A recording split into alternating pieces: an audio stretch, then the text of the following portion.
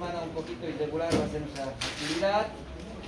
Pedirles que este viernes y este lunes lo podamos hacer de manera sincrónica. Ya, solo este viernes y este lunes, por favor. Martes. Tengo presentación de una revista de universidad. A ver, voy a subir. Ayer entré a la plataforma recién de la universidad. He estado viendo su programa, todo ello. Lo voy a ir subiendo ya hoy día los temas que están, ¿no?, pendientes. De la primera clase, la clase de ayer y la clase de hoy día. Ya la siguiente que vamos a avanzar está orientada a lo que es la semiología obstétrica, ¿no? La exploración obstétrica. Entonces, antes de entrar a la semiología es importante no establecer un embarazo. Y ese va a ser el capítulo del día de hoy. Vamos a referirnos al diagnóstico del embarazo, ¿no? Seguramente un aspecto importante para hablar de embarazo es tomar en consideración lo siguiente. Toda mujer en edad reproductiva debe ser considerada una potencial, ¿no?, paciente gestante. Esto va en el sentido de que estemos en cualquier especialidad, sea medicina interna, sea cirugía, cualquiera. Siempre piensen que una paciente que está en esa edad reproductiva pueda estar cursando una gestación. Y por lo cual, antes de medicar, es importante, ¿cierto?, descartar una gestación. Ha habido muchos casos en los que aparentemente la clínica es muy florida.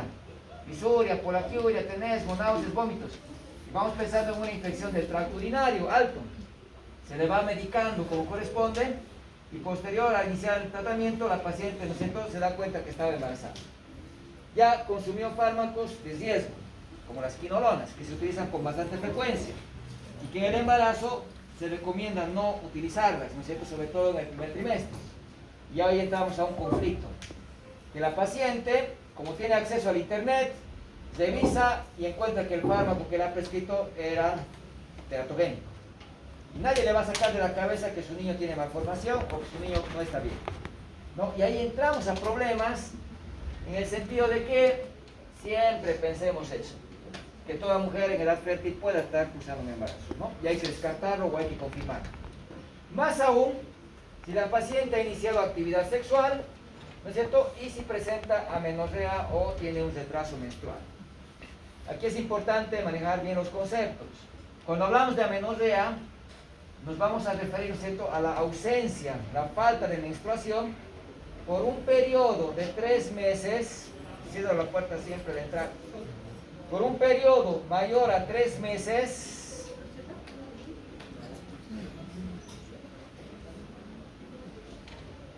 cuando ingrese cierro la puerta. Por un periodo mayor a 3 meses o mayor a 90 días, Por tanto, si tengo una paciente que no ha presentado la menstruación durante 1 mes o 2 meses, no puedo hablar de amenorrea. Entonces ahí tengo que recurrir, ¿no es cierto?, al término de falla menstrual o retraso menstrual. Que también puede ser, ¿no es cierto?, un signo que me oriente hacia el embarazo, ¿ya? Vamos a ver más adelante, es un signo de probabilidad de un embarazo. Entonces, estos aspectos no puedo olvidar. Mujer en edad reproductiva, más aún si ha iniciado actividad sexual y más todavía si tiene falla menstrual o retraso menstrual o amenorrea. Entonces, no es fácil diagnosticar el embarazo al principio. La primera mitad del embarazo puede ser un poco difícil establecer un diagnóstico clínicamente, a diferencia del segundo trimestre o segunda mitad, donde ya por el crecimiento del útero, ya al sentir al feto, al escuchar el latido cardíaco, es mucho más fácil clínicamente establecer la gestación. Por lo cual, vamos a encontrar que podríamos clasificar los síntomas y los signos que me van a orientar a un embarazo en 3 grupos: presunción, probabilidad y certeza. Entonces, vamos a pensar que las pacientes, ¿no es cierto?, al principio van a tener clínica por los cambios hormonales que se van dando por la gestación. Clínica que es general, clínica que es sistémica. Por tanto, puede no orientarnos necesariamente a un embarazo. Por eso hablamos de presunción. Pero a medida que va creciendo el embarazo, va provocando cambios en los órganos genitales. y encontramos signos ahora locales, signos que están localizados a nivel del útero o a nivel de los genitales femeninos. Y ahí hablamos de los signos de probabilidad. Y cuando ya te encontramos algunos signos inequívocos de embarazo, hablamos de los signos de certeza. Por lo cual, vamos a considerar que las modificaciones generales obedecen a los signos de presunción, las modificaciones locales son los signos de probabilidad, y pues cuando ya es inequívoco el diagnóstico, hablamos de la certeza. A ver, recordemos, por ejemplo, el útero es un órgano intrapélvico. No deberíamos llegar a palpar. Pero vamos a ver que al haber un embarazo que se está desarrollando, este útero va a ir creciendo y va a poder ser palpable a nivel del abdomen. Pero esa palpación la vamos a realizar recién a partir de las 12 semanas.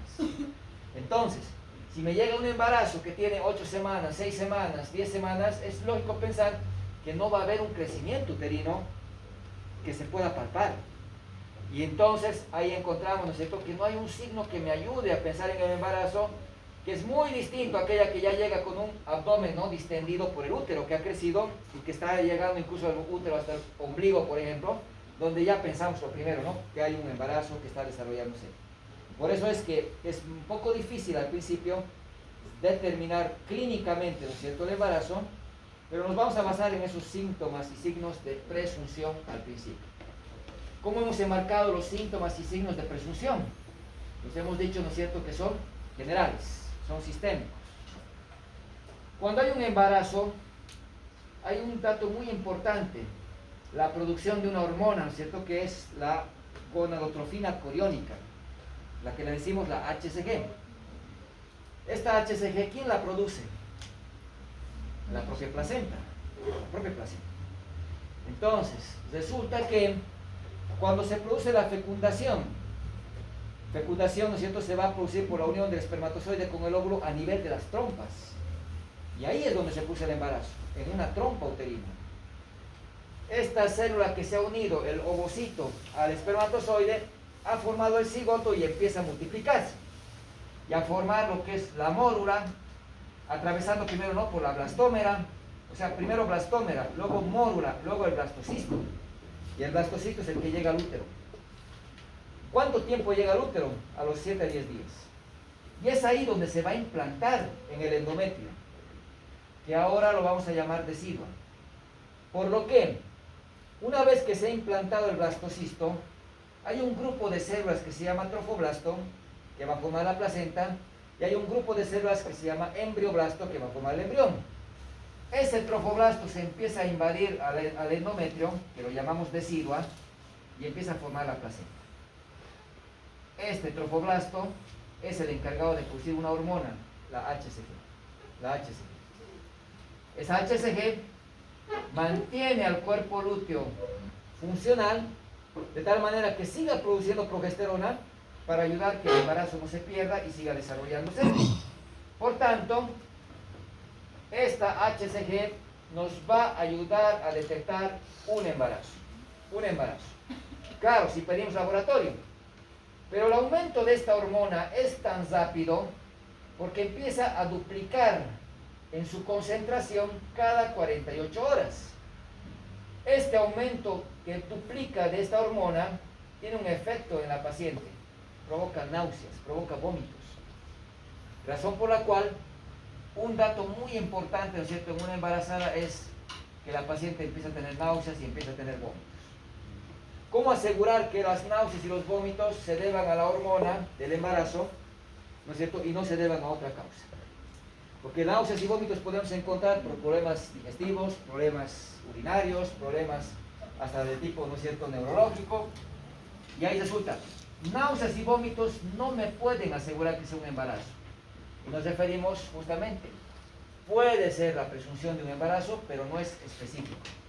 Razón por la cual los cambios que presenta al inicio la embarazada no son certeros de asegurarme que está cursando una gestación. Entonces, ¿qué siente la embarazada? Náuseas, tiene vómitos, tiene cambios en el apetito, ¿no?, tiene antojos, quiere comer alimentos que no son comunes, que no son habituales, ¿ya? Es un aspecto muy importante. Empieza a producir mayor cantidad de saliva, ¿ya? Hay cialorrea, empieza a haber cambios del humor por las hormonas, ¿no es cierto? Hay aumento de la progesterona, aumento del estrógeno. La paciente empieza a tener cambios muy bruscos del ánimo, empieza a llorar, se pone muy sensible, está alegre, cambia en el transcurso del día, y eso tiene que alarmarnos, que pueda ser por un embarazo. ¿Ya? Empieza a haber otros datos importantes, como por ejemplo la mayor actividad de los melanocitos, lo que va a hacer que empiece a haber áreas de mayor pigmentación. Muy característico observar que hay, ¿no es cierto?, melanodermia, o lo que se conoce como el cloasma gravídico, por ejemplo. Hay una hiperpigmentación a nivel de la región malar. Es muy característico de las pacientes que utilizan hormonas o las pacientes que están cursando un embarazo. La línea alba se empieza a pigmentar, ¿no es cierto? Entonces resulta que ese cambio de coloración nos va ayudando, ¿no es cierto?, a pensar en una gestación. Nos va ayudando en una gestación. Puede haber situaciones en las que la paciente se sienta más cansada, tenga somnolencia, tenga fatiga, que también, ¿no es cierto?, puede ir cursando la gestación. ¿Qué más? Hay una mayor actividad en los folículos, por tanto empieza a haber mayor desarrollo del vello corporal. Hay una hipertricosis, aumenta el pelo en diferentes regiones, ¿no? Aumenta el cabello, empieza a aumentar, ¿no es cierto?, la distribución del vello corporal, que es otro dato importante que vamos a encontrar. Puede, si es que la distensión del abdomen es muy brusca, provocar, ¿no es cierto?, zonas de adelgazamiento, que es muy característico, sobre todo cuando es el primer embarazo. Las estrías. Y van a ver que en el primer embarazo, estas estrías tienen una característica, son de color rojo vinoso. Ya en el segundo embarazo o posteriores, el color es más nacarado, ¿no?, más blanquecino. Entonces, estos cambios ya nos orientan a un posible embarazo. Si el abdomen crece, comprime las venas que se tornan la sangre desde las extremidades, no deja un retorno venoso. Por tanto, empieza a aumentar la presión hidrostática y empieza a haber edemas, empieza a haber varices. Por tanto, esos datos también, ¿no es cierto?, los tenemos que encontrar. Delante del útero está la vejiga. Si el útero crece, comprime la vejiga, no la deja vaciar por completo, ¿no? Por lo cual, la paciente tiene una característica muy importante. Orina cada rato, tiene polaquiuria, pero no disuria. La disuria es un síntoma, ¿no es cierto?, que lo vamos a encontrar sobre todo en patología, ¿no?, infecciosa o obstructiva. Por lo cual, la embarazada puede tener polaquiuria, pero no debe tener disuria en condiciones fisiológicas.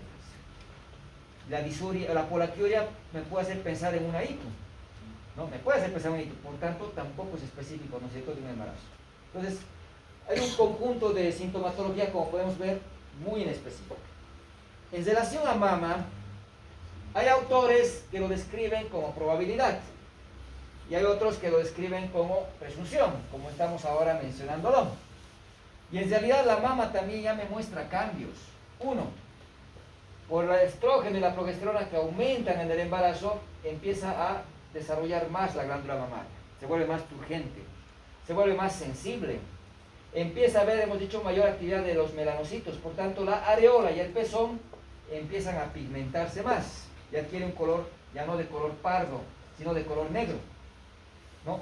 Y esa es una característica que tenemos que ver en la embarazada, la hiperpigmentación de la areola y el pezón. Podemos encontrar una mayor irrigación hacia la mama, que la podemos ver, ¿no es cierto?, en relación a una red de venas en el tejido subcutáneo, que la vamos a llamar la red venosa de Haller. Entonces, esa red venosa de Haller es nomás la dilatación, ¿no?, de venas por la congestión que se está observando en la mama, que también nos orienta ya a un posible embarazo. En una mama de una paciente no gestante, encontramos unas glándulas, ¿no es cierto?, que lubrican la areola y el pezón, las glándulas de Morgagni, que son glándulas sebáceas que cumplen la función de lubricación. En el embarazo, estas glándulas se hipertrofian, ya dejan de llamarse glándulas de Morgagni y las vamos a denominar tubérculos de Montgomery. Entonces, hiperpigmentación de areola y pezón, tubérculos de Montgomery, red venosa de Haller, congestión, mayor turgencia en la mama, son, ¿no?, los cambios que podemos observar en un embarazo, en una gestante. Y bueno, entonces resulta que hasta ahí es lo que tenemos que, ¿no es cierto?, considerar como los síntomas y signos de presunción. Hay autores que me hablan de dos signos, ¿no es cierto?, en relación a presunción, como es esa pigmentación que he mencionado de la areola, la van a denominar como el signo de Hunter. ¿Ya? O sea, dependiendo del autor que la descubrió o la identificó, le va dando su nombre, su apellido, y eso va en el sentido de que hay muchos signos con varios nombres que son un poco difíciles de aprender. ¿A cuántos días he dicho que el blastocisto llegaba al útero? 7 a 10 días. 7 a 10 días. ¿Y qué pasaba cuando llegaba al útero? Se implantaba, ¿no? El trofoblasto empezaba a erosionar el endometrio para implantarse. Esa erosión puede provocar en algunos casos un sangrado escaso, que la paciente lo confunde como menstruación. Por eso es que después de la fecundación, que se daba en la trompa, les dije, a los 7 a 10 días, ¿no es cierto?, se implantaba, y más o menos en ese periodo puede haber un sangrado escaso que la paciente no presente y que resulta que lo confunde como menstruación. Ese signo es el signo de Hartmann. ¿Este sangrado es un día? Sí, o variado? puede ser variado, ¿no? De 1 a 2 días, que muchas veces la paciente lo confunde, ¿no? Obviamente no tiene las características, ¿no?, de los sangrados menstruales habituales, pero ya la paciente asume que es su menstruación y piensa que no hay un embarazo. Razón por la cual muchas pacientes embarazadas, ¿no es cierto?, al principio pasan desapercibidas. Porque cuando preguntamos la fecha de menstruación, nos da esa fecha justamente en la cual se ha producido la implantación, ¿ya? Y pensamos de que no está cursando un embarazo. Bueno, entonces, eso es lo más común que podríamos destacar en relación a los síntomas de presunción, que probablemente, ¿no es cierto?, no nos van orientando mucho o de manera específica hacia un embarazo, pero que hay que pensar, que hay que sospechar, ¿no es cierto? Hay que sospechar. Ahora, cuando hablamos de probabilidad, aquí ya es mucho más fácil de reconocer cuando asociamos que la probabilidad, dijimos, es a nivel de los órganos reproductores, ¿no?, de manera local. O sea, tengo que ver el útero, tengo que ver la vulva, tengo que ver la vagina, tengo que examinar genitales para poder encontrarlos. Lo primero que vamos a encontrar en probabilidad era la amenorrea. Ya hemos dicho, amenorrea es la ausencia o falta de menstruación, ¿no?, por más de 3 meses o 90 días. Si hubiera un periodo menor, tendría que hablar de retraso menstrual o la falla menstrual. Ahora, la amenorrea la vamos a avanzar en los últimos capítulos en los temas de ginecología, porque la amenorrea no es tan sencillo, porque podemos enfocarla de muchos puntos de vista. Para que se produzca la menstruación, ¿no?, es un proceso bastante complejo, donde participa el hipotálamo, la hipófisis, participa, ¿no es cierto?, el ovario, participa el útero. Entonces, cualquier componente de estos que he mencionado pueden ser afectados y no permitir la menstruación. De tal manera que la amenorrea la podemos clasificar de muchas formas. Amenorrea primaria, como también, ¿no es cierto?, amenorrea secundaria, para empezar. ¿Cuándo me refiero a la amenorrea primaria? Cuando la paciente nunca tuvo menstruación. ¿A qué denominamos menarca? Primera menstruación. Generalmente la primera menstruación se da alrededor de los 11 a 13 años, en condiciones fisiológicas. 11 a 13 años. Puede variar un poco de acuerdo a la población, de acuerdo, ¿no es cierto?, a la paciente. Pero resulta que, si es que llega a la consulta una adolescente, ¿no es cierto?, o una paciente de 15 años, que no ha presentado su menstruación, no es normal. Ya nos vamos planteando, ¿no es cierto?, que a los 15 años ya debería haber, ¿no es cierto?, haber presentado la menarca. Y como no lo ha hecho hasta esa edad, ya hablamos de amenorrea primaria. Si una paciente, ¿no es cierto?, a los 15 años, que ya tiene los caracteres sexuales, ¿no es cierto?, instaurados, no presenta menstruación, tenemos que pensar, ¿no es cierto?, en amenorrea primaria. Probablemente de una manera general, entonces empezamos con esta clasificación. Entonces, ¿cuál sería la menorrea secundaria? Aquella paciente que ya tuvo su menarca, ya tuvo instaurados los ciclos menstruales, y ahora por cualquier otro motivo presenta, ¿no es cierto?, la falta de menstruación por el periodo que hemos descrito, ¿no? 3 meses. Por ejemplo, una paciente que se embaraza, está cursando un periodo de amenorrea secundaria. Una paciente que utiliza la Depo-Provera, si ya tuvo su menstruación y ahora no presenta la menstruación por las hormonas que ha recibido, amenorrea secundaria, ¿no? El estrés es causa importante. La actividad física, las atletas que se someten a una actividad física bastante estricta, ¿no?, y exigente, pueden entrar en periodo de amenorrea. Pero estaría en una amenorrea ¿de qué tipo? Secundaria, si es que ya tuvieron su menarca, ¿no es cierto? Otra manera de clasificar la amenorrea es en fisiológica y patológica. Y aquí vamos a considerar cuándo habrá amenorrea fisiológica. Cuando la paciente está cursando un embarazo, cuando la paciente está dando de lactar, cuando la paciente entra a la menopausia, cuando la paciente está antes de la pubertad, ¿no es cierto? Entonces, son condiciones en las cuales no debería haber la menstruación y pues las vamos a denominar como fisiológica.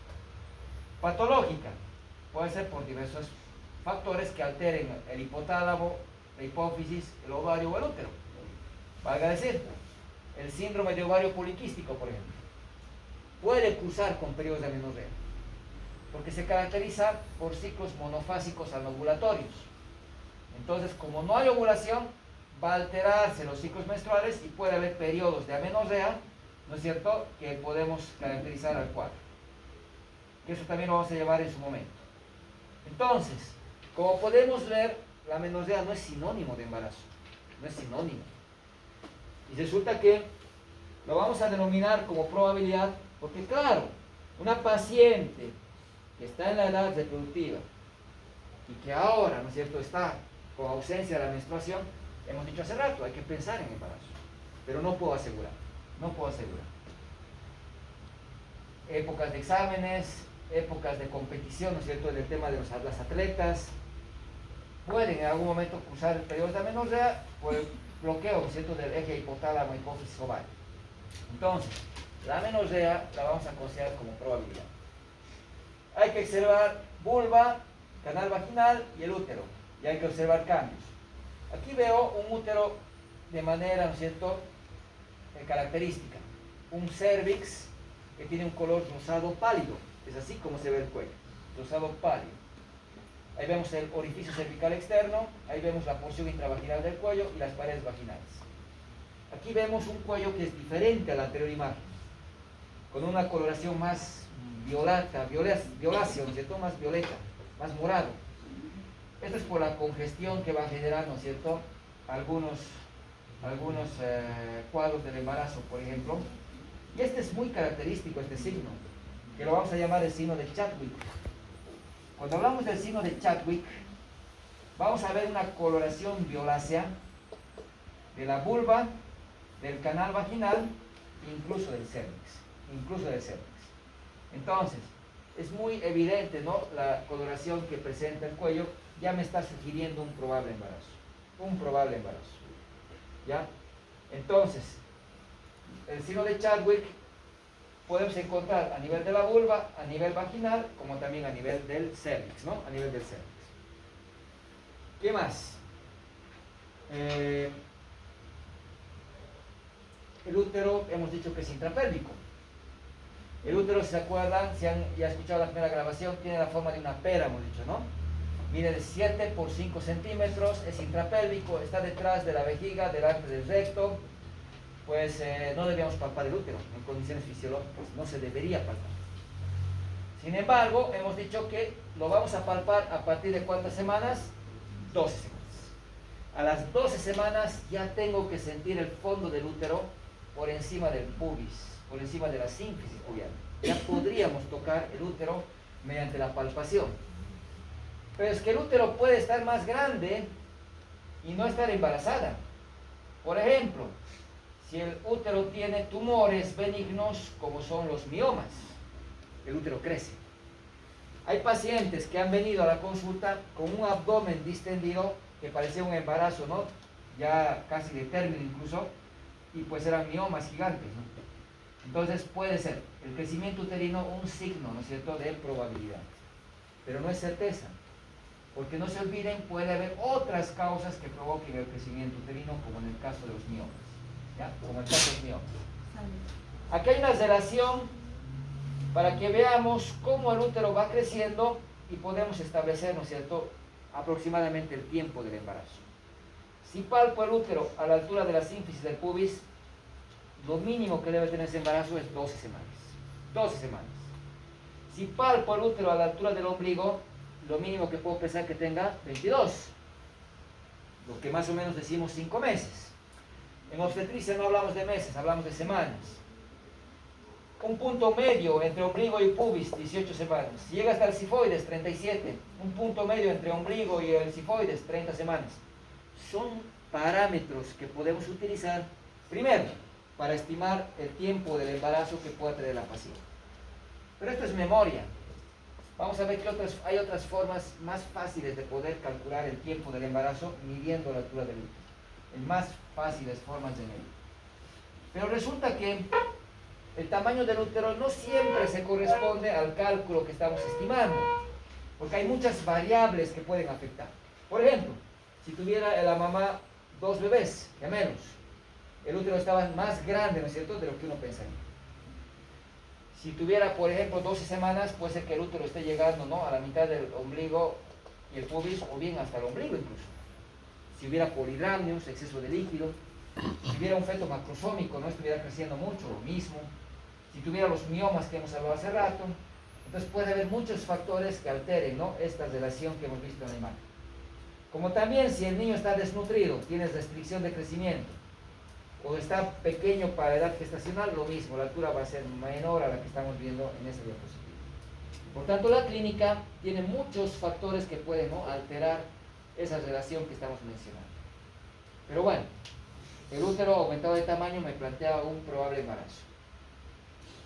Aquí vamos a ver algo muy importante. El útero tiene la forma de una pera, hemos dicho, ¿no? Aquí se va a insertar la cúpula vaginal. Las arterias uterinas llegan más o menos a la altura del istmo. El istmo es una porción de transición, ¿no? Fondo, cuerpo, istmo, cervix. Entonces, la arteria uterina llega al nivel del istmo y normalmente se divide, ¿no?, en una rama que es la uterina propiamente dicha y la cervicovaginal. Entonces, ¿qué pasa en un embarazo? Pero en una paciente, entonces, si yo hiciera el tacto, entraría a los fondos de saco vaginales, ¿no es cierto?, y no tocaría nada. ¿Por qué? Porque el útero, con la forma que tiene, no se acerca a estos fondos de saco vaginales. Por tanto, los encuentro libres al hacer el tacto. No toco nada, ninguna estructura al hacer el tacto vaginal en una paciente que no es gestante. Pero ¿qué pasa con el embarazo? Cuando hay un embarazo, el útero cambia de forma, ya no es como una pera, y se va haciendo más esférico. Y decimos, se parece a una naranja, ¿no es cierto? Una naranja. Ahora que ha crecido el útero, cuando hacemos el tacto, voy a tocarlo al útero. Fondos de saco vaginales van a estar ocupados. ¿Por quiénes? Por el útero. A eso llamamos signo de noble budín. Entonces, ¿qué es el signo de noble budín? Es, ¿no es cierto?, palpar o percibir fondos de saco vaginales ocupados. Ahí estoy tocando una estructura que en este caso corresponde al útero.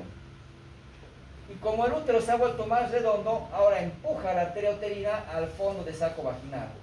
Y como en el embarazo esta arteria aumenta su diámetro, no solamente voy a sentir que está ocupado, voy a empezar a sentir que pulsa. Porque la uterina aumenta de gran calibre y aumenta el flujo de sangre en gran proporción.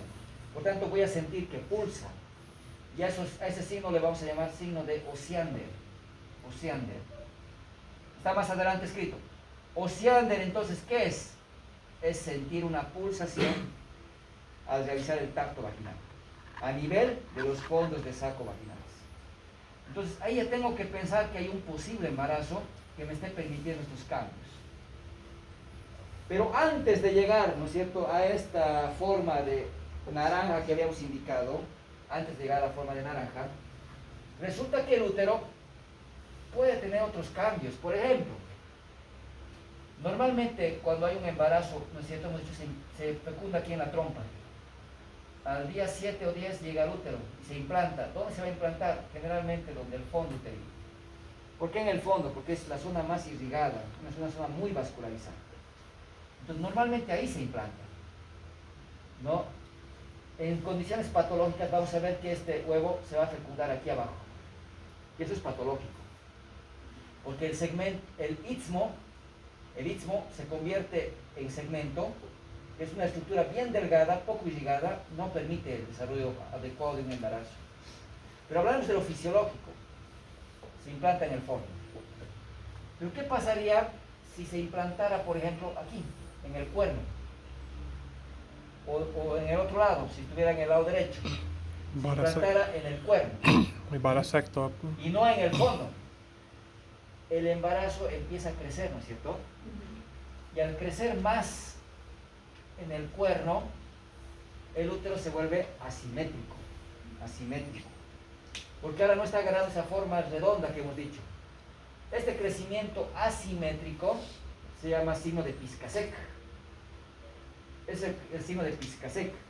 El útero ya no tiene forma de pera, el útero ya no tiene forma redonda, ¿no? De una naranja. Se vuelve asimétrico. Y eso es el signo de Piscasek, ¿no? Signo de Piscasek. Entonces hay algunos signos que son bien tradicionales, clásicos, ¿ya? No pueden olvidarse del signo de Chadwick, no pueden olvidarse del signo de Noble Budín, no pueden olvidarse del signo de Osiander, no pueden olvidarse del Piscasek, que son los signos más característicos para hablar de embarazo en la probabilidad. El resto me complementa y me ayuda a encontrar más signos, ¿no? Es como cuando llevaron seguramente apendicitis, les han enseñado que hay cerca de 50 signos para apendicitis.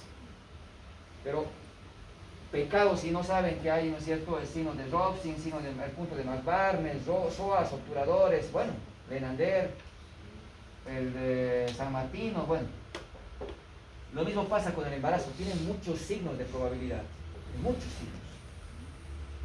Uno de ellos, por ejemplo, es que cuando hay un embarazo, hemos dicho, ¿no? El útero tiene fondo, tiene cuerpo, tiene istmo, que se va a convertir más adelante en segmento, ¿no? Y el cervix.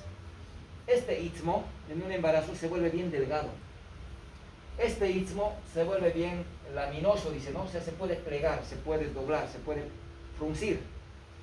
Entonces, esas características de laminosidad que le permiten, ¿no?, fruncirse, y esa delgadez que tiene, me puede ayudar a encontrar ese signo, ¿no?, mediante maniobras que están aquí enfocadas en la imagen, que no las realizamos ya con tanta frecuencia porque son muy incómodas y muy difíciles de realizar, pero que son clásicas maniobras que nos enseñaban, ¿no es cierto?, y alguna vez las vamos tratando de realizar para poder encontrar esos cambios. Entonces, el istmo se reblandece, el istmo se vuelve más delgado, ¿no?, laminoso. ¿Cómo puedo darme cuenta de eso? Palpando. Y la palpación la vamos a hacer por medio del tacto bimanual. Como pueden observar, una mano va introduciéndose dentro del canal vaginal y vamos colocando, ¿no es cierto?, nuestros dedos justamente en el fondo del saco vaginal anterior, o sea, delante del istmo, ¿no? Delante del istmo. Y la otra mano, a través del abdomen, por encima de la sínfisis pubiana, voy a tratar, ¿no es cierto?, de abordar la cara posterior del útero. Para esto tendría que ser el abdomen muy flácido, que se puede hacer en las multíparas, por ejemplo. Entonces, mire, tratamos de ingresar, ¿no es cierto?, por la cara posterior del útero, tratando de tocar, ¿no es cierto?, los dedos que están a través del canal vaginal. ¿Qué sensación tendríamos que sentir con los dos dedos? Que se acercan mucho, que se acercan. Porque el istmo se vuelve tan delgado, tan blando, que no ofrecen resistencia al hacer la palpación. Y me da la sensación que los dos dedos están muy próximos, como si estuvieran tocando. Ahí me doy cuenta que el istmo se ha reblandecido y se ha vuelto laminoso. Esa maniobra se llama maniobra de Hegar 1. Hegar 1. ¿Ya? La maniobra de Hegar 1. La maniobra de Hegar 2 es mucho más incómoda para la paciente, es mucho más molesta para la paciente, porque resulta que, aquí está una modificada. En la Hegar 2, lo que hacemos es con el tacto vaginal, igual que en esta, introducir los dedos en el fondo de saco vaginal anterior, igual que en esta. La diferencia de la Hegar 1 es que la mano, en lugar de entrar a la cara posterior, se va a ir hacia la cara anterior, como estamos viendo aquí. Sínfisis del pubis se va a ir hacia la cara anterior. Como los dedos están aquí en el fondo del saco vaginal anterior, se frunce, se dobla, se arruga, en otras palabras, ¿no? El istmo. Se lo flexiona, se lo arruga, ¿no es cierto? Y ahí digo, el istmo es laminoso, el istmo está delgado. Esa es la maniobra de Hegar 2. Por tanto, las maniobras Hegar 1 y Hegar 2, lo que me valoran que es reblandecimiento y la laminosidad del istmo. Maniobras que están quedando ya un tanto, ¿no?, al olvido, porque son maniobras muy molestas, son maniobras muy incómodas y a veces hasta difíciles de realizar. Entonces, ¿qué maniobras hemos visto hace rato? ¿Qué signos, perdón? Signo de Chadwick. Dentro de la nomenclatura americana, el signo de Chadwick es muy empleado, ¿ya? Y en nuestro medio lo utilizamos. En Europa lo denominan como signo de Jacqueminot, pero es lo mismo. La coloración violácea ¿de quién? De la vulva, de la vagina y del cervix. Sea Jacqueminot para algunos autores o Chadwick, es lo mismo. Coloración violácea, vagina, vulva y cervix, la que hemos mostrado hace rato. ¿Qué era el noble Budín?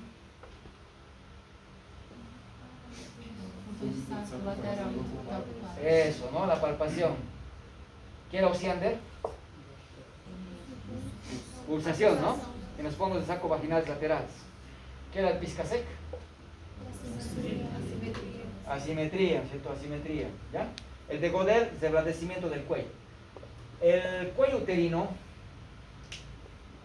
en una paciente no embarazada, tiene una consistencia firme. Lo comparamos mucho con el cartílago. Cuando hay un embarazo, se vuelve blando, ¿ya? Y lo comparamos con los labios. Y se vuelve tan blando que lo podemos reconocer mediante el tacto, ¿no?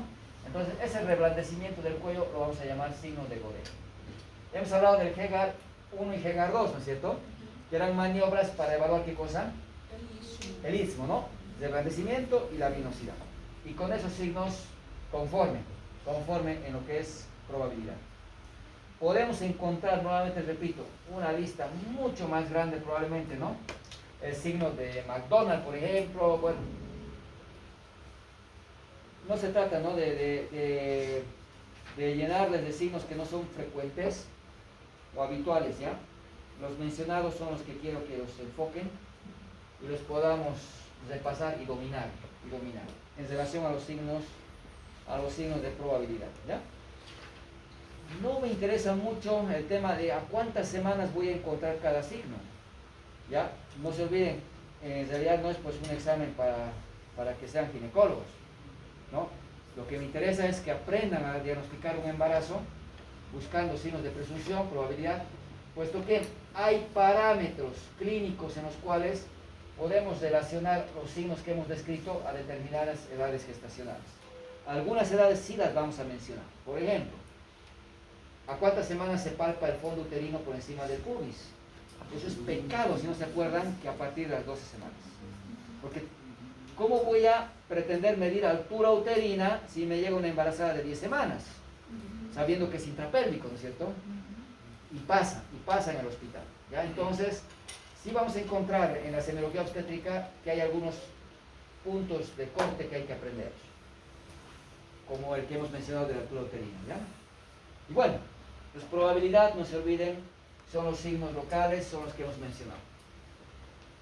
Desde la menorrea y los signos, ¿no?, que hemos ido describiendo. Certeza. La certeza la puedo establecer por clínica, la puedo establecer por ecografía y la puedo establecer también por laboratorio, ¿no? El diagnóstico de embarazo puede ser por 3 medios: clínica, laboratorio y ecografía. Siempre ustedes deben pregonar la clínica, no solamente para el semestre, sino en el internado y en su examen de grado. Es el mayor problema, que los médicos de hoy se van mucho a los exámenes complementarios para los diagnósticos. clínica ante todo, primero la clínica. Entonces resulta que, por ejemplo, ¿cómo puedo darme cuenta con certeza de que estoy frente a un embarazo? Primero tocando al feto. Si reconozco la cabeza, si siento en cierto la espalda, si siento en cierto el polo pélvico, estoy diagnosticando un embarazo sintiéndole al feto. Razón por la cual vamos a ver en semiología obstétrica que al feto lo podríamos sentir, ¿no es cierto?, con facilidad. ¿Cuándo? Cuando hacemos las maniobras de Leopold, cuando tocamos y palpamos ese abdomen. Y sin reconocer la cabeza, hace que tenga que aprender que la cabeza, ¿no es cierto?, es una estructura que es redonda, que es dura, que es regular, que no se hace pequeña. Y vamos a ver que pelotea cuando se la mueve. ¿Cómo voy a darme cuenta que es la espalda la que estoy tocando? Porque es una superficie convexa, dura, lisa, regular, amplia. ¿Cómo me doy cuenta que estoy tocando el polo pélvico? Es un polo amplio, blando, irregular, ¿no es cierto?, reducible, se vuelve más pequeño y no pelotea. Entonces esas características las tienen descritas aquí. Porque solamente palpando, usted no me puede asegurar. Parece que es la cabeza. ¿Y por qué parece? Porque es pequeño, porque es duro, porque es regular, porque no se reduce y porque pelotea. Pero no puedo asegurar que sea la cabeza. Por eso es que, mediante la palpación, ¿no es cierto?, reconozco que es una parte fetal, ¿no? Estimo que es la cabeza la que estoy tocando, y al reconocer una parte del feto ya puedo asegurar que estoy frente a un embarazo. Las maniobras de Leopold las podemos realizar con certeza a partir de las 26 semanas. A las 26 semanas, si hago maniobras de Leopold, me va a ser fácil no equivocarme, ¿no? Y reconocer dónde está la cabeza, dónde está el polo pélvico y dónde está la espalda. Por eso se recomienda hacer maniobras de Leopold a partir de 26. ¿Puedo palpar al feto antes? Sí. Pero se recomienda hacer las maniobras de Leopold a partir de 26 semanas. Coloco la mano en el abdomen. Siento que patea. Siento que empuja. Movimientos fetales, ¿no? ¿A partir de cuántas semanas como médico tendría que sentir que el feto patea, se mueve? 16 semanas. El Schwartz me dice, entre 16 a 20 semanas tiene que el médico sentir que el bebé patea, que el feto se mueve. Tiene que haber movimientos activos. Seguramente les va a tocar colocar la mano en el abdomen y sentir cómo golpea, ¿no es cierto?, la pared, y la podemos sentir. Otro signo de, ¿no es cierto?, certeza frente al feto que estamos palpando. Otro aspecto importante sería escuchar su actividad cardíaca, escuchar el latido del corazón del bebé. Y para eso depende, ¿no es cierto?, el equipo que voy a utilizar. Porque si tengo este equipo, que todos los hospitales ya lo tenemos, ¿no? Este estetoscopio con efecto Doppler, que normalmente lo llamamos como ecosón, me permite escuchar el corazón del feto a una edad muy temprana. Si coloco el gel y el transductor encima del pubis, ya puedo escuchar el latido cardíaco. Entonces yo tendría que esperar que el útero haya llegado hasta el pubis. ¿A cuántas semanas llegaba por encima del pubis? 12. Razón por la cual a las 12 semanas ya puedo escuchar el corazón con el ecosón. 12 semanas. Si no tengo el ecosón, recurrimos a este otro instrumento que es el estetoscopio de Pinart, que es un cilindro de madera. Van a ver que algunos hospitales todavía lo tenemos, otros lo tienen de aluminio, de plástico. La madera es la que conduce, pero que me dificulta. Lo escucho de lejos, me escucha con dificultad, porque necesitamos entrenar el oído para escuchar con este instrumento. Como pueden ver, apoyamos el instrumento, ¿no?, en el abdomen de la mamá, apoyamos el pabellón de la oreja y pues empezamos a contar con el reloj, ¿no? Mientras la otra mano del médico debería estar tocando el pulso, ¿no?, de la mamá. ¿Por qué debo sentir el pulso de la mamá? Para comparar. Para comparar. Imagínense que escucho un latido de 100 por minuto. ¿Cuánto es el latido cardíaco normal de un feto? En el hospital nos van a enseñar, ¿no?, 120, 160. Pero hay que saber de que hoy en día ya se habla de 110 hasta 160, que es normal. Desde 110 hasta 160 es normal. Pero ¿por qué les digo 120? Porque está muy arraigado el 120 en los hospitales. Y estamos muy acostumbrados a decir 120, 160. Y 120 decimos para abajo y hay bradicardia.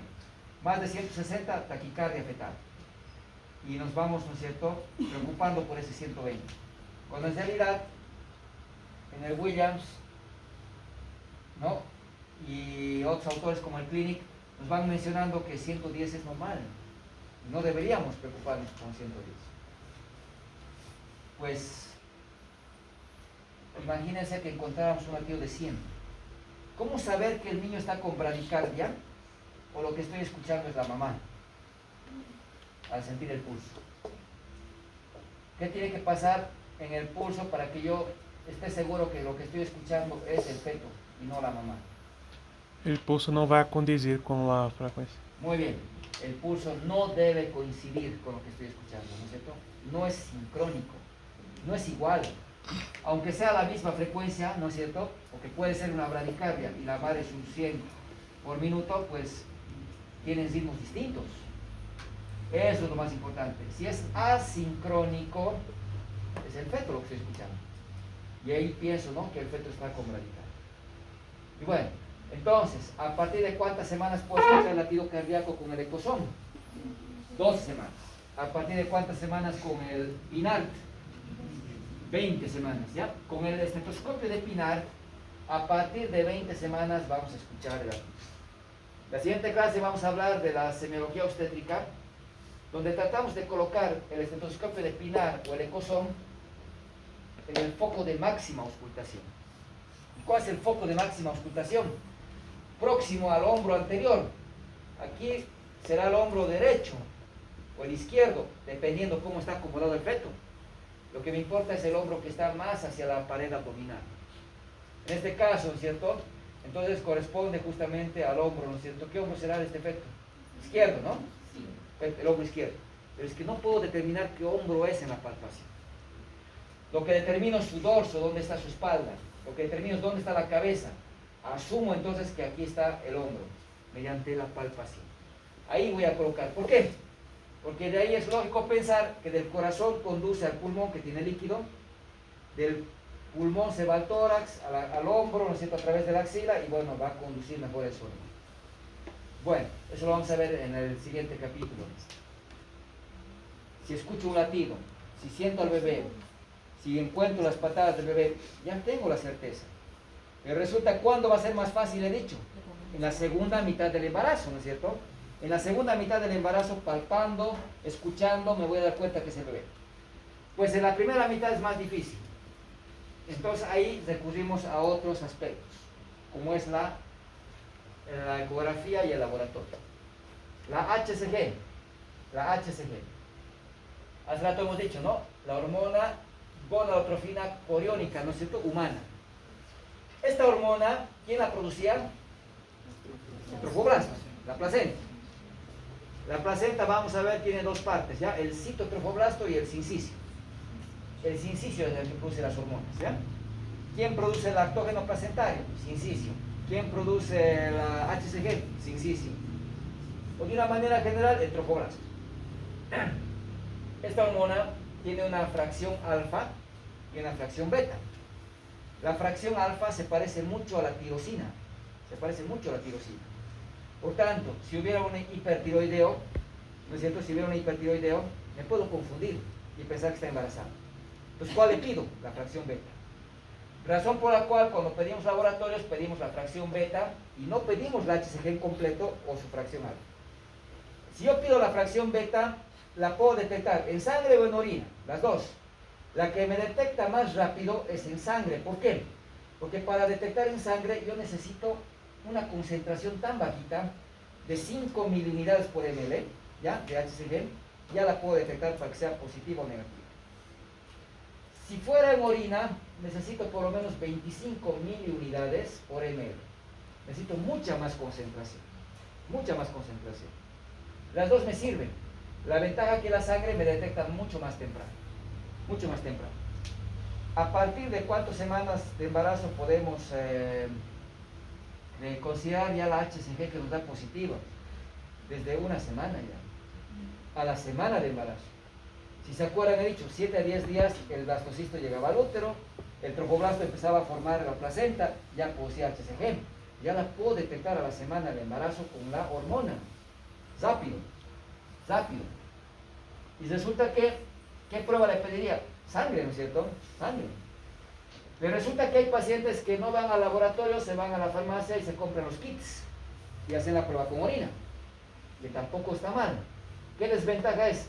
Que para que me detecte que está embarazada necesita niveles más altos de la hormona. ¿Me explico?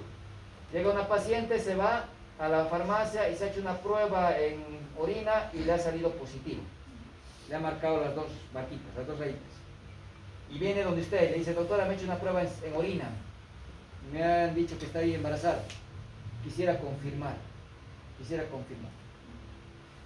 ¿Está embarazada o no? Puede estar embarazada. Puede estar. ¿Por qué? Porque en orina, si ya le ha dado positivo, con más razón le va a dar en sangre, ¿no es cierto? Porque si en orina ha detectado, pues por lo menos lo que tiene es 25 miliunidades por minuto. Y si la hago en sangre, con más razón me va a dar positivo. Y pienso que está embarazada. Pero ¿qué pasa si se ha hecho en orina y le dice, doctor, me ha hecho en orina, me ha salido negativo? Pero como me han dicho que no es seguro, me he hecho en sangre, me ha salido positivo. Ahora quisiera que me haga una tercera prueba para saber si estoy o no estoy embarazada. ¿Está embarazada o no? Sí. Puede estar. ¿Y por qué le ha salido negativo? Porque tal vez está todavía más pequeño el embarazo, que no ha alcanzado los niveles para ser detectados en orina. Pero pienso que hay un embarazo. Yo pienso que hay un embarazo. Pero bueno, entonces ahí va el problema. Esta paciente se hace en sangre, le sale positivo. Porque desconfió y al final se hace 3 pruebas para poder confirmar. Razón por la cual siempre recomendamos que se hagan en sangre, ¿no es cierto? Para que no haya esa duda. Pero hoy entra un problema más. La HCG que hacemos en el laboratorio la voy a dividir en 2 tipos de estudio. La HCG cualitativa, que me dice positivo o negativo, nada más. Y la HCG cuantitativa, que mide los niveles del HCG. La cualitativa, que es la que hacemos en todos los hospitales, que me dice positivo o negativo, tampoco es certeza. Porque resulta que si hay un tumor de ovario, puede elevar la HCG. Y te va a dar positivo. Y no está embarazada. Entonces resulta que la HCG cualitativa es un signo laboratorial de probabilidad. Probabilidad. ¿Cuándo entonces se vuelve la HCG certeza? Cuando tengo una cuantitativa. Cuantitativa. ¿Y a partir de qué valor? 1000. Si tienes 1000 miliunidades por ml de HCG cuantitativa, no dudes, está embarazada. Pues que la ecografía no le muestra al bebé en el útero. Es que el bebé no está en el útero, está en otro sitio, es un ectópico, pero está embarazada. Porque con 1000 miliunidades no tiene que haber dudas, hay embarazo. Si tuviera menos de 1000, puede no ser embarazo y ser un tumor de ovario, puede ser. Entonces resulta que, no se olvide, HCG cualitativa, más de 1000 miliunidades, eso es certeza. HCG cuantitativa, menos de 1000 miliunidades, probabilidad. HCG cualitativa, positiva, probabilidad, ¿no es cierto? Probabilidad. Puede ser embarazo como también puede que no. Entonces, así, simplemente no nos metemos más a ningún otro tipo de análisis de esta prueba, simplemente eso, ¿ya? La ecografía, las pacientes le tienen fe ciega a la ecografía. Se hacen la prueba de embarazo, le damos una prueba cuantitativa. Doctor, mejor una ecografía. Ahí no se va a equivocar. La ecografía no debo olvidarme, depende mucho del tiempo en el que la realice. Depende mucho el tiempo en que les realice. Doutor, se estuviera menos de 1000, no va a ser un embarazo nunca. No, no es que no va a ser un embarazo nunca. Puede ser un embarazo pequeño que está empezando a producir la HCG, puede ser un embarazo, pero también puede ser un tumor de ovario. Sí. Es probabilidad, no es certeza. Puede ser embarazo. Claro que puede. Agora, qualitativo. ¿Dónde no hay dudas que es embarazo? Más de 1000. ¿No es cierto? 1000 o más de 1000. Ahí no tengo dudas. Ahí no tengo dudas. Eso es certeza, ¿no es? A ver, llega esta paciente, le hacen la ecografía y le vemos esta imagen, ¿no? Anecoica o anecogénica. Líquido. Veo este endometrio grueso. Ah, ya estoy viendo un signo de embarazo. El saco. El saco. Y se ve así tan chiquito el saco, ¿no es cierto? O se puede ver también de esta magnitud. pero el saco lo tengo que ver a partir de cuánto tiempo, 4 semanas, 4 semanas. Si veo el botón embrionario, imagen hiperecogénica, ¿no? Aquí veo mejor, imagen hiperecogénica. El botón embrionario por lo menos tiene 5 semanas. 5 semanas. ¿Ya? Si veo esta especie de arito, ¿no? De anillo. Aquí hay un anillo. Saco vitelino. Ese saco vitelino ya lo puedo ver ya entre las 5 y las 6 semanas. Es variable, 5 a 6 semanas. Yo al ver esta imagen, saco y embrión, saco regular, ¿no? Embrión y saco vitelino, ya digo que está un embarazo por lo menos de 5 o de 6 semanas. La ecografía del primer trimestre tiene margen de error de 1 semana, de 5 a 7 días, ¿ya? Es la más certera. Pero siendo tan certera, se equivoca hasta con 1 semana. Ahora, ¿qué más tengo que tomar en cuenta? El corazón del bebé. El corazón lo voy a ver a las 6 semanas. Entonces, el saco a las 4, el embrión a las 5 y el corazón a las 6 semanas. Si yo veo este embarazo, le mide el ecografista longitud cefalocaudal o coronilla rabadilla y me dice que está con un embarazo de 8 semanas. Veo saco vitelino, veo saco gestacional regular, no hay latido cardíaco. ¿Eso es normal? No. Pensando que se ha equivocado 1 semana, no es 8, es 7. Igual tendría que haber latido cardíaco. Igual tendría que haber latido cardíaco. Y esto es muy importante, ¿por qué? Porque vienen estas pacientes con esta imagen. Doctor, el ecografista me ha dicho que mi hijo se ha muerto, que está mal. Que me practique el legrado, el curetá.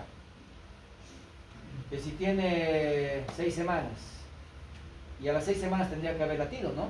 Claro, pero la ecografía tiene margen de error de 1 semana. Veo embrión para 6 semanas, veo saco vitelino, veo saco gestacional, no veo latido. ¿Qué tengo que hacer? Esperar. 7 a 10 días. 7 a 10 días. 1 semana, ¿no? Es que ya me han dicho que debe haber latido cardíaco. Claro, es que la ecografía tiene margen de error de 1 semana y tal vez no es 6, es 5. Le hacemos ecografía en 1 semana, ya se ve el embarazo más grande, se ve el latido cardíaco, ¿no? Y eso hay que tener mucho cuidado. Eso hay que tener mucho cuidado. La ecografía no es exacta, tiene margen de error de 1 semana y hay que interpretarla de acuerdo a tiempo. Esto es por ecografía transvaginal. La ecografía abdominal se retrasa en 1 semana más todavía. Saco a las 5, embrión a las 6, latido cardíaco a las 7 todavía. Entonces tiene un margen todavía de retraso más todavía la abdominal. Ya no hacemos ecografía abdominal en el primer trimestre, transvaginal. Transvaginal. Entonces eso es muy importante. Pero esta paciente está tan asustada que ahora me dice, es que yo quiero saber si está bien, porque me han dado ciprofloxacina, porque tenía infección urinaria, no sabía que estaba embarazada, doctor. Y estoy preocupada por mi embarazo, no quiero esperar tanto. ¿Qué le tengo que hacer? HCG cuantitativa. La HCG cuantitativa me va a decir cuántas semanas tiene. Porque la HCG cuantitativa tiene valores que los comparamos con semanas de embarazo. Y ahí no me puedo equivocar. Y es más, la HCG tiene una característica, duplica cada 48 horas en un embarazo viable. Si yo le hago la HCG y me da para 6 semanas o 5 semanas y sigo todavía con la duda, ¿qué hago? Le repito en 2 días. Si la HCG ha duplicado, ese bebé está sano. Ese bebé está sano. Y ahí se acaba, ¿no es cierto? En 2 días ya puedo saber si el embarazo está bien. Esa es la razón por la cual hay que saber interpretar los estudios del diagnóstico, ¿no? Entonces, ¿cómo diagnosticamos embarazo? Por clínica, por laboratorio y por ecografía. Hay que saber utilizar cuándo, ¿cierto? Si tengo una embarazada que estoy pensando de 2 semanas, ¿voy a ver algo en la ecografía? No, el ecografista me va a reportar útero ginecológicamente normal, así te va a poner, ¿no? Sin signos de embarazo. Es que es un embarazo chiquito, ¿no? Chiquito. No se olviden. ¿La ecografía sería un signo de probabilidad o de certeza? Certeza, ¿no? Certeza. Cuando veas un signo ecográfico, ¿no? A partir de quantas semanas, Dudu, então seria que a ecografia seria certeza? 4 semanas, ves saco, 4 ¿no? semanas. El error grande de las pacientes es que cuando piensan que hay un embarazo, piensan que la ecografía no se equivoca, ¿no? 2 semanas, 3 semanas van y no hay nada, más que un endometrio grueso tal vez, ¿no? Y no saben de que, bueno, hay que orientarles, ¿no? Hay que orientarles. Es lo más importante. No se olviden entonces interpretar de esta manera. Hay muchos signos, les decía, ¿no? Por ejemplo, este de Pusos, ¿no? Donde se hace el tacto vaginal, se empuja, se siente como el feto no se mueve, como hay líquido, vuelve otra vez, ¿no? Pero pues los que he mencionado son los que me interesa que lo vayan repasando, ¿ya? Probabilidad, sobre todo Chadwick, Noble Budín, Osiander, el de Godel, hemos dicho, el Piscasé, que hemos hablado, ¿qué más? Hemos hablado de él. El Hega, ¿no? Hega. Y bueno, vamos a quedar aquí.